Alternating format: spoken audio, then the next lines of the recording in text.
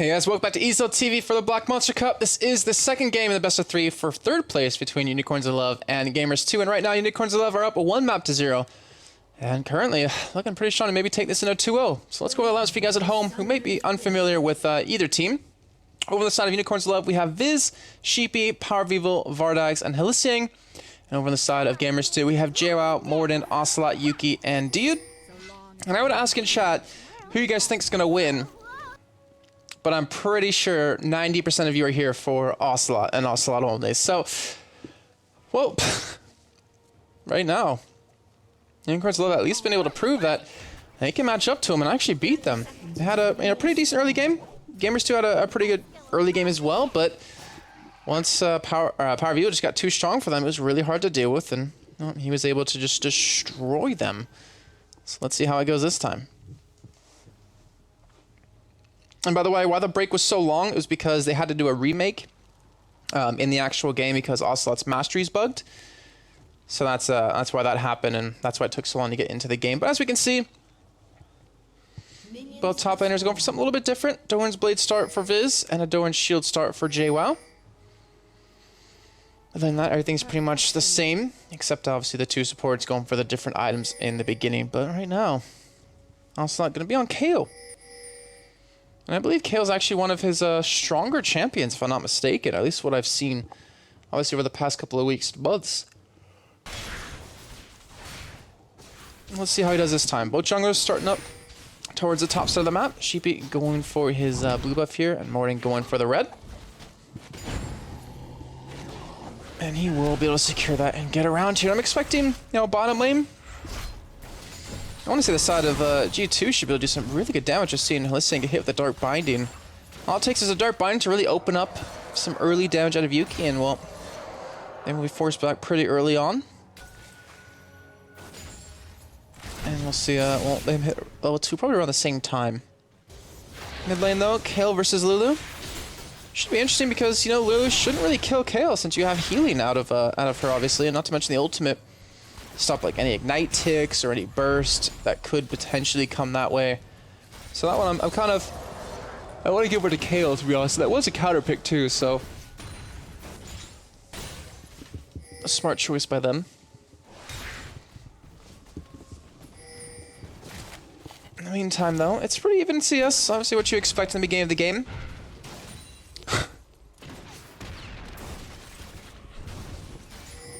And both junglers playing a little bit quiet, but this time we're seeing Sheepy actually go for a potential gank on the mid lane. The hook did connect on a Dude, but the black shield too strong. And it looks like Sheepy did go for that gank on middle, but it didn't really matter. So was able to just walk away from that. With the flake comes in from Helising, and say he takes a lot of damage for his troubles. He's having a tough time here. Morden still sitting around at that Wraith camp here, and JWoww and Viz, well, pretty even in CS. Looks like JWoww just trying to farm as much as possible.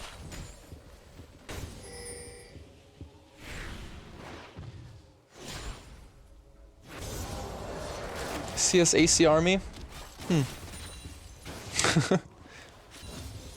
Alright, so I was expecting more of a slower game. Well, it's pretty slow so far. I was expecting kind of this, at least coming out of Unicorns of Love, considering that they're up one map. No reason to do anything crazy right now when you have that lead, and just try to beat them flat out on skill. Don't try to do any, sneaky moves. And right now it's been a pretty standard game. Both junglers staying in their own side of the jungle. No counter jungling just yet. No ganks come in just yet, obviously. And well, not a lot of aggression on this bottom side. It's been pretty just passive. Let's just farm up. Let's get the CS. Let's not hurt each other because we just all want to farm. We want to get to that mid-game stage here. And right now, Power does have a little bit of a lead in the mid lane, 30 to 26. We'll see if that continues to develop that way. Thing is, both mid laners have some pretty damn good wave clear here.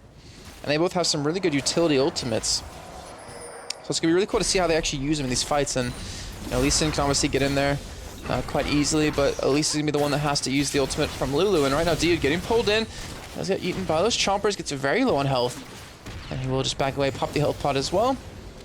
And he should be fine for now. But you can see both bottom laners can really do some good damage here. All it takes is just one hook or one dark binding to really open up on the other person. I don't know why that dirty camera just loves looking at this bottom lane right now. Really not sure why. The hook gonna connect yet again, but here comes one off to the side. Yuki chasing after him. Will the Q land? The Dark Binding does not. And the Q will land on a Vardax, but Sheepy already there. Already prepared to counter this if they do commit for it. So, both jugglers having a good read on each other. And we won't see the kills coming in prior to that 6-minute mark here. And now Sheepy making his way up towards the mid lane. He's maybe looking for the gank, but again, really hard to gank a Kayle. Without any permanent CC out of your mid laner. Obviously you have the slow, which is actually really damn good on Lulu. But it looks like both junglers are more just prepared to farm up here and not really worry too much about ganking, just since the lane is really struggling yet.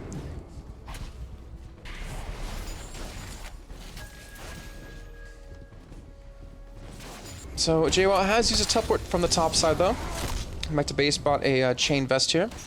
As now hit level 6 Yuki, getting pulled. Oh, look at that! Thresh gets pulled under the turret. Now he gets Dark Binding as well. Hlising might go down from this one. If they Dark Binding under the turret, that actually might have been enough. And it will force him back. Summoner Heal was used out of Vardax to keep Hlising alive. And he will survive that one. But a nice play coming out of Yuki right there. Just back away at the right time.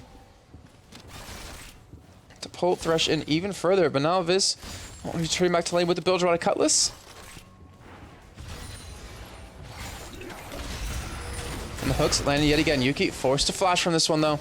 Remember, he still has that Summoner Heal, but he's got to be careful here. One more hook would be the death of him, and maybe even a flash in could be the death. Right now, UoL forced to pop his ultimate, forced to just regen it back up. All that health he is missing, and Morden has snuck around into the river. But by snuck around, I mean he stood on top, or stood on top of a ward, and well, he's not going to be successful in that one. This is the best of 3 if you guys are wondering at home.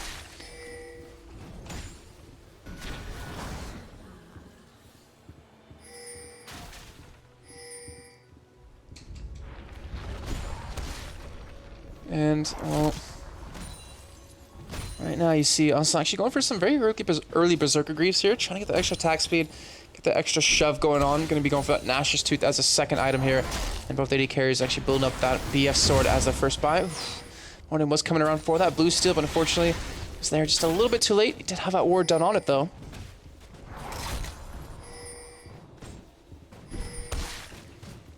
And you can see UoL.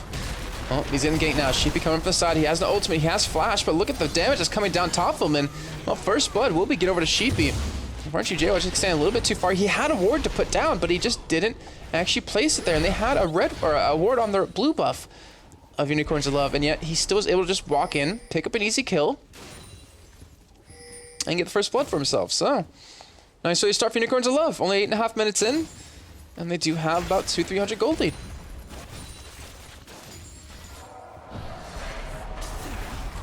And now Hlising get hit the Dark Binding, taking about half HP from that one, but obviously not going to care too much with that Tower Gun's Embrace now. And UoL trying to chase Viz down. He realizes that he probably needs to push out a little bit, get that ward down. He does have that giant spell, but Yuki getting pulled in here. But they're not going to commit for the fight. They don't know where Morden is, and that's where they're actually not committing for it. And they have to be careful here, and for good reason. Because Morden was on his way down. But again, he's actually standing right on top of a ward. Or was, down towards bush right there. So, not even going to check for the pink there. But either way, they have full control. They know exactly where he is. And now the hook landed onto Dude here. Are they going to kick for the Flay? Going to come in. Actually, the flash Flay onto Lucien right there to catch him off guard. The flash comes in from Vardax, and they pick up the kill. What a play from Hlising right there to try to catch Dude off guard to maybe make him Black Shield himself. And that was enough to pick up another kill and maybe now Dragon, because they have Power of Evil there. They have Sheepy there. And they have that man advantage. Fantastic play.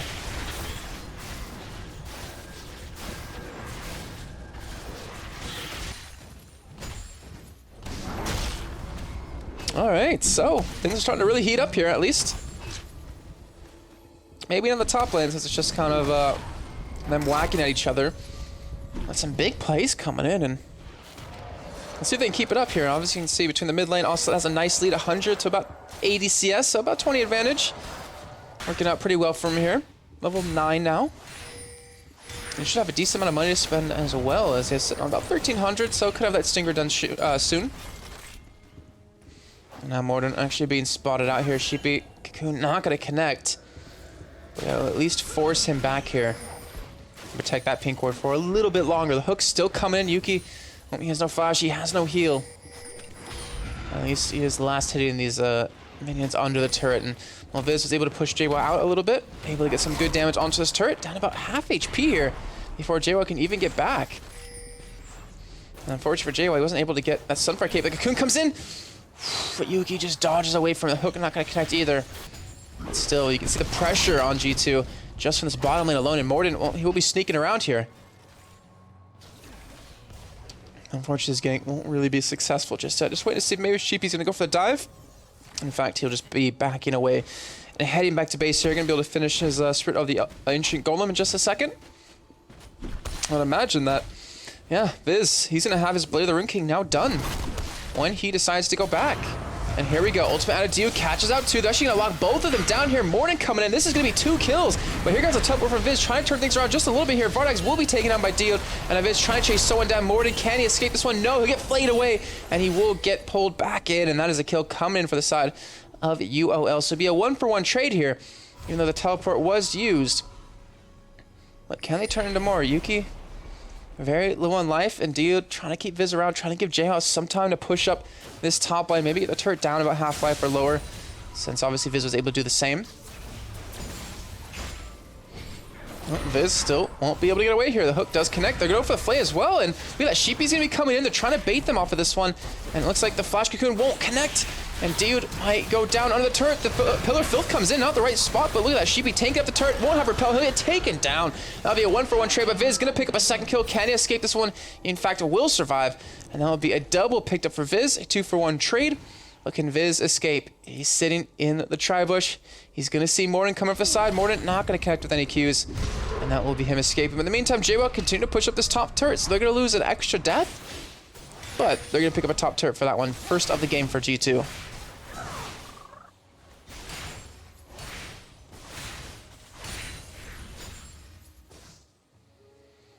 Onslaught again, still sitting on a lot of money. Let's just check in real quick. 2,400. That Nashor's 2 very close to being finished then. And he still hasn't even gone back to base. And well, but eventually get to the point where he's going to have to back away if he wants to have the hopes of killing, you know, Power of Evil, or at least have those items built for the next dragon that will be coming up here. And Power, well, he's going to get blue now. Sunfire Cape has been picked up for JWoww. And that Blade of the Rune King was in fact completed for Viz, who even picked up boots as well.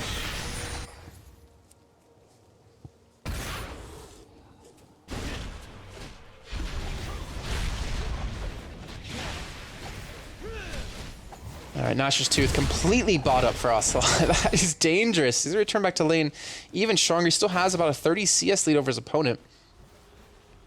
And Power of Evil was finally able to build up the Unthanes and Holy Grail. And obviously, if you look back to the last game, you know, Ocelot, he had a tough time up against Power, the Twisted Fate versus Syndrome matchup.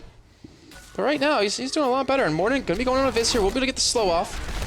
But will they go for the fight? Morden going to actually get the kick away from Viz. Dodge away from Cocoon. He will get slowed down by that Blade of the Rune King, though. And Viz is going straight for the fight here. He's going to pick up 1 kill, but can he survive? As JWoww is trying to chase him down, he will be taken down. And that's a 1v1 now against Sheepy and JWoww. Here goes Ocelot from the side. Sheepy, does he have flash? No, he doesn't. Ocelot picks up the kill, turning it around, and he's looking for maybe another, as now Dean pops the ultimate on Vardax and Hylissang, and he gets both of them. And will Yuki have the damage? He picks up one, and he will survive just a sliver of life. And now Ocelot's still chasing down Power. He has no HP left. He does get taken down, and Yuki did fall as well to Hylissang here. And now Dude might fall as well. Look at them fighting inside of the minion pit. Dude, all he's led is a couple more auto attacks, and it will be enough. And that looks like Dude will secure himself a kill. I would hope. And there it is, comes in. So that is a, let's see, a 3 for 1, 2, 3. A 3 for 3. So just like that, action breaking out completely around the map. And as you can see in gold, both teams coming out even.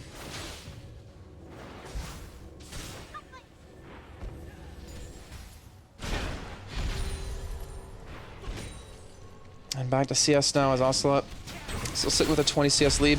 Top lane 5 CS, you know, 80 carries, 15 CS, not that much. So even 15 minutes in, it's still a very close game. Obviously, it's reflected in gold. Dragon is going to be coming up in 30 seconds now. Let's see if Unicorns of Love will be prepared for it. They have a pink ward on Sheepy, so I'm assuming that they're going to be waiting for it. But Onslaught will have blue buff, though, in time for this. His ultimate, well, it is up again. He doesn't have any summoners. But we've got to be seeing the 5 on 5, not to mention Vardag's able to take down that bomb turret as well. He wanted to get the speed up, getting excited, and was able to run away from that one. But you see the gang coming on middle, trying to maybe kill Onslaught before they go for Dragon. But here we go, Dragon now spawned in. Onslaught doing the Wraiths. And Viz, Sheepy, Vardags, and Lisang all going for Dragon. And Power not going to hit his Glitter Lance, but you can see the damage he can already do onto Morden. Well, not Dragon. That will be taken down. But JWoww has teleported down to the bottom lane. Look at this. We're going to see a fight break out here, but Dragon picked up for the side of Unicorns of Love. Dio popping a nice ultimate actually on the 3 people here, but Sheepy will be able to range it. The Super Mega Deathwind comes in and connects with some good damage, but dude finally does drop to Jinx. Now JWoww being forced to run away. Onslaught caught out in the middle of the team, gets taken. Now the Cocoon not going to connect, but they get the slow. Are they going to get the chase though? And JWoww just a little bit too fast for them, it looks like. The red buff will come in, the Glitter Lance as well, and he will be taken down. Vardax picks up another. That's a second of that fight, and that is a 3-4-0 trade, as well as Dragon picked up for Unicorns of Love.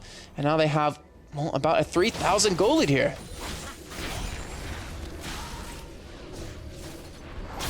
And now Unicorns of Love, well, they're going to take a turret as well. So Dragon, 3 kills, turret, and maybe even 2. That is going to give them such a lead. Already up 5,000 gold.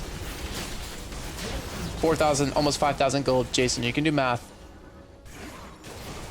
And they just gain so huge of an advantage. Look at their gold that they have to spend. Everyone over 1,000.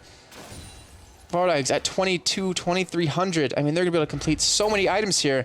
That's going to make it so damn hard for G2 to come back in this. Not to mention, they've lost control of their middle 2 turrets. The most crucial ones in the game. You have no more control of your jungle.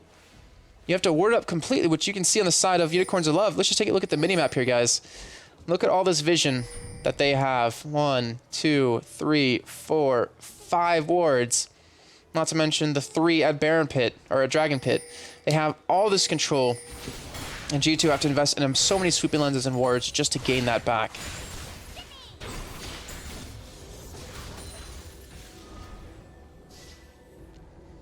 And now the Bloodthirster and the Finite are almost done for Vardags. The Giant Spell picked up for Viz. The Aegis picked up for Sheepy. Sword Boots and Blasting Wand picked up for Power of Evil. And right now, Onslaught, wow, he's going to get caught out here. He's going to be taken down. Sheepy picks up the kill. Nothing he can do about that one. We'll lose a pink ward as well. You can see Morden able to pick up the Brutalizer here, but Cocoon coming on to Dude, and he's not going to survive this one. But with Yuki, there might actually be enough Yuki. Looking for the turnaround. He doesn't have that much damage, though, unfortunately. And Sheepy, well, he'll be able to walk away. He's too tanky, has the cooldown boots. Has the face of the mountain on Halissing here, and now Morden, look at the damage. Half HP almost just from 2 abilities.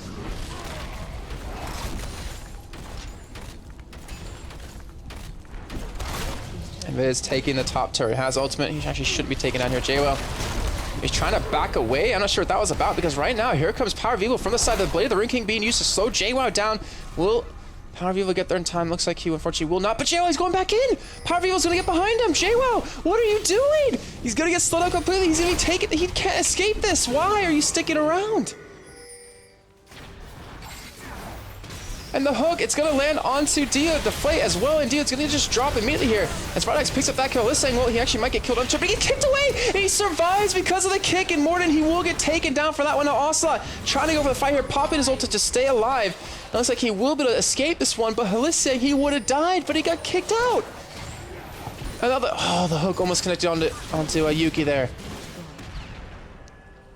And that top turret will be taken down. 36.4 thousand to only 28.3, only about 20 minutes in, only 19 and a half. And they're not done just yet. They can probably push onto this turret, take another for themselves.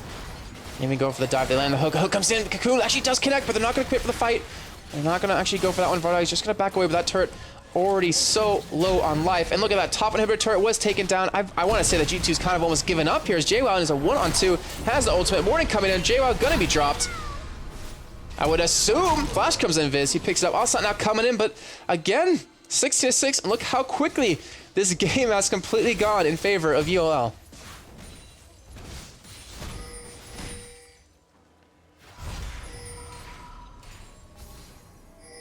Kaplan voice, like teen chick. Yeah, it does get high up there every once in a while. But again, I mean, money, they don't have a lack of it. The hook cannot connect though onto Yuki there. And they have so much to spend, so many items to buy. They have complete control of this game. They have a 10,000 gold lead.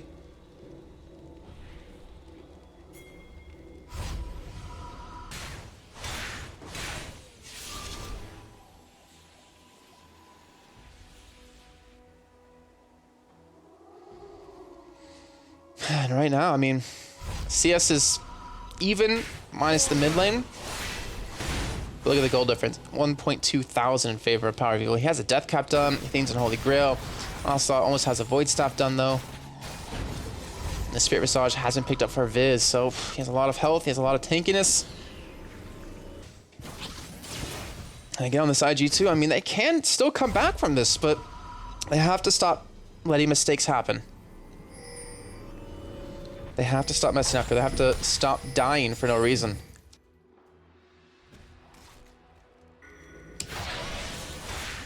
Let's see, you can see G2 investing in some wards, trying to get some sort of control of their jungle. But again, will it be too late? The Fendancer hasn't picked up for Vardags. Orensvale picked up for Sheepy. Pickaxe as well for Vardags. So you're going for that for Power Vehicle, try and chase him down. He's got to be careful though of the damage. Also, is slowed up. Zamir Deathwick comes in, gets blocked out by Yuki, but he's not going to survive. Vardags picks up the kill, and will he get more of this? He's excited. He has a red buff. Morden doesn't have a lot to escape here, and he actually was able to get away from the help with a kick, but Power Vehicle able to pick up the kill. It doesn't matter if the Mikhail's Crucible was used. And that is now 18-6, 22 minutes in. They have a 5-on-3 advantage, and will they push for it? They have the top inhibitor open. They have minions, they have people there, and that will be theirs. They want it, and they are going to take it.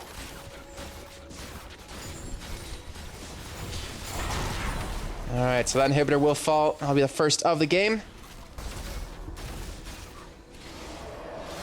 And let's see where they do go for this one. Will they go for a Baron?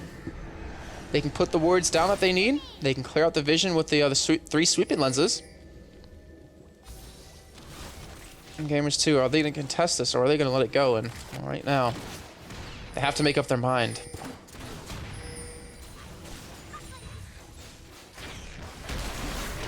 Yuki almost getting caught out right there. That pink ward will now disappear. That was one of the wards that they need to have down to get some sort of control. But as you can see, no one's even really buying wards on their side. Obviously, Dude has the Sight Stone to help out, but Chalice has been picked up for listing. Mikhail's Crucible soon to come in after.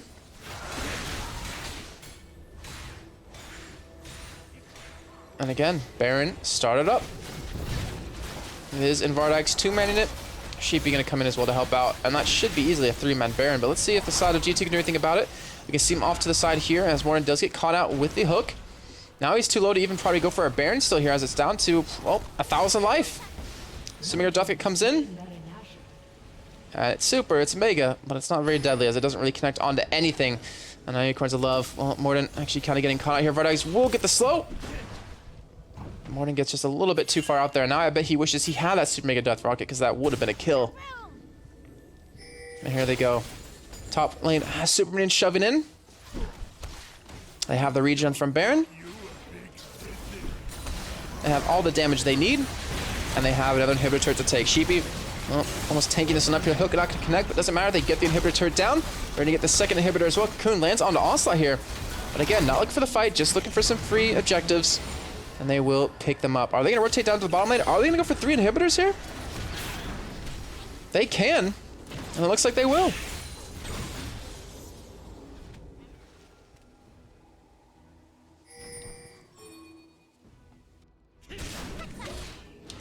And again, they have, look at that money. 2,000 on 2 people, 1,000 for everyone else, and well, an inhibitor turret that will fall. There's no one even there to really defend against it. And that means now the last inhibitor is naked. It's open to be taken. And again, they will just straight go for it here. Viz is tanking them up a little bit. Face Mount going to be used to give them a little bit of a shield. But still, 3 inhibitors now down. Are they going to push in for the win? I mean, they could probably just back and heal and buy up if they really want to, but instead they're looking for the fight. And well, Viz, he will chase away the hook, connects onto Morden. He gets to make a drill target in the face. And he will drop. And now Viz, well, that's first next turret getting taken down. Number 2 going to follow there very shortly.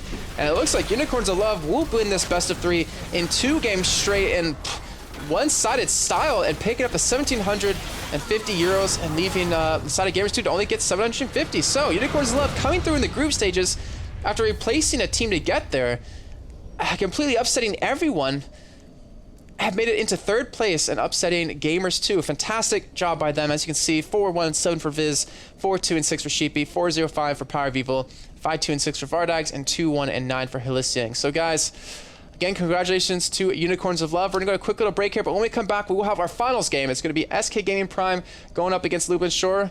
You don't want to miss it.